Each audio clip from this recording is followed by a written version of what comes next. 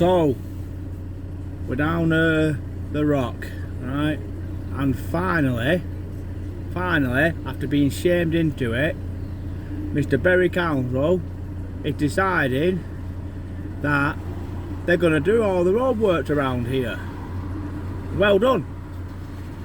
Well done. Now what we're going to say is, well done, you've decided to do that, right? But it took us to publicly shame you all over the internet to get you to do it, right? So do we have to keep doing it till we get what we want? Because I think you can see that I've just posted the House of Commons, where one of the MPs of Bury has asked you why you are ignoring 10,000 people about the green belt.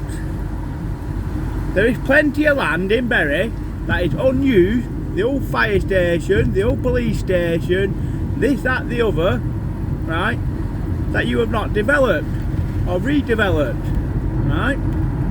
There is a £75 million fund for Greater Manchester to redevelop these areas.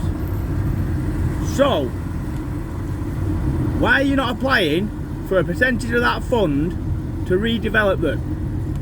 And if you are, why are you using the green belt? You see, because we're not doing it anymore, right? I think you councillors that don't want to listen to what we've got to say, you need to take a step back, right? And you need to realise that the people of Bury have had enough. Now 76 people up to now, which isn't very many, right, have answered the survey I put out regarding your conduct, your roads, the Six Town housing fiasco, right? And it's disgusting. You're barely hitting 2 out of 5, and 1 being the worst. And the majority is on the worst. Mr. Jeff Little, nearly 90% of people that have answered that survey think you are doing a bad job. Now, I've emailed you before, and when you speak to the said department within your council, the services that you are there to manage, right, things get done, right? But it shouldn't take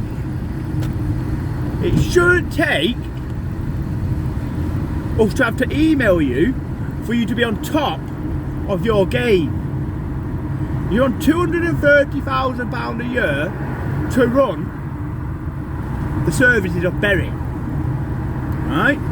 To make sure they run efficiently, cost effectively. Now, the one thing I hate is a yes man, right? And from what I'm seeing, you're a yes man, right? You're a yes man to all these councillors that the only thing that they want you to do is what they tell you. You're not employed by these councillors, you're employed by the people of this borough. This borough are telling you they have had enough, right? So I don't care what these councillors, Mr. Kevin Peel and whoever else who think they're smarmy and this, that and the other, think that by posting a few pictures of Greater Manchester Police pulling over bloody cars, brilliant, the police are doing a job, that's what they're paid to do, right? You're paid to run the services. So please, stop being a yes man to these councillors and doing what they say, and do what we have asked you to do. We have asked you to sort out Bury Council. We have asked you to sort the roads out. We have asked you to not spend money on garbage like Bury and Blue and do what needs to be done. Our roads need sorting, our side streets, our back streets, our rubbish collection needs sorting correctly. Right? So, again, as I've said, you're the Chief Executive Officer, and you must have done something good in your lifetime to get an OBE. Right? You must have done. I don't know what it is, but I'm sure I can find out. Right? So why are you sat behind your desk there now, taking orders from these councillors? Why aren't you doing what you're good at? And that's actually getting people to do what they're supposed to do. I've told you, I'm not here to slander you, and it is a shame that that survey, even though there's only 76 people that have answered it up to now, right, is showing such a bad reflection on this council, on you. It's a shame, but it's a wake-up call. Now, I'm going to keep pushing that survey until I get up to 1,000 people. But again, as in the House of Commons, and Mr. Wakefield has said, Bury Council don't want to listen. 10,000 people have protested against the use of the green belt. What are you going to do about it?